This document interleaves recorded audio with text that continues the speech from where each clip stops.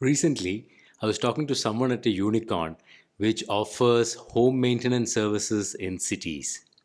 The conversation was about how they go about adding new categories. So it turns out that when they add a new category, they use a combination of Google Forms and Google Sheets to actually publish the category on their website. And the orders are taken into these Google Sheets, which are then manually scheduled by people in the backend.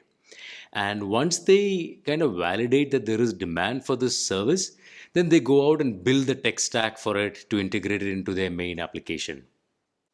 This practice was something that was first tried by Zappos back in 1999 in the early days of the internet.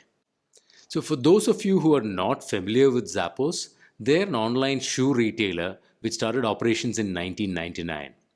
And to give it a bit of context, at that time, those were the early days of the internet. And people used to use dial up modems to connect to the internet. And we used to pay for connectivity by the minute. And the primary use of the internet at that time was email, chatting using either chat rooms or apps like Yahoo Chat and ICQ, and also some browsing and some basic commerce. To put things in perspective, at that time, Amazon was primarily selling books and they were just diversifying into music CDs, toys, and basic electronics.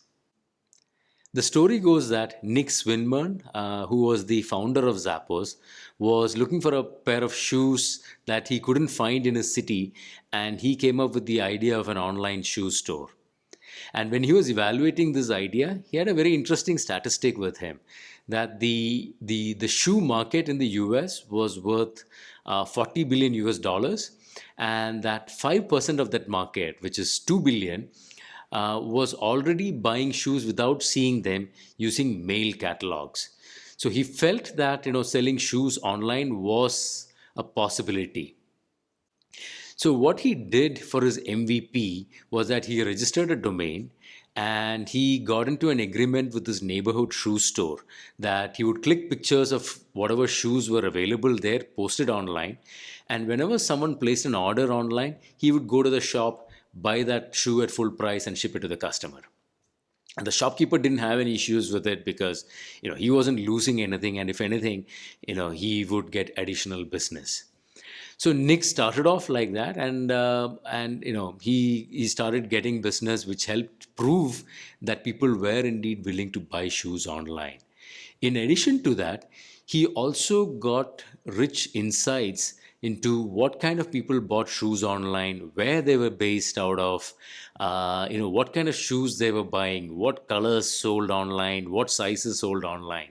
And that then helped him build out a business, including inventory, warehouses, and so on.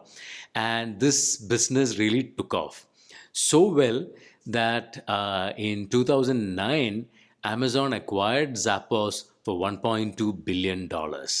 And to this day, you see businesses adopting a very lean tech approach when they think about their MVPs, like the unicorn I was referring to at the beginning. The key thing to keep in mind when building out your MVP is that it should offer an end to end solution and it should reach your early adopters. But it need not involve a fully built out technology solution. And wherever possible, you should use faster and cheaper alternatives, such as Google Sheets or Forms, so that actually you can get your product out to market sooner. In the next two videos, we will be looking at a story around early adopters, and we will also be looking at the concept of an end-to-end solution from a customer perspective. So do keep an eye out for those two. And if you like this video, do give it a like. Thank you for watching.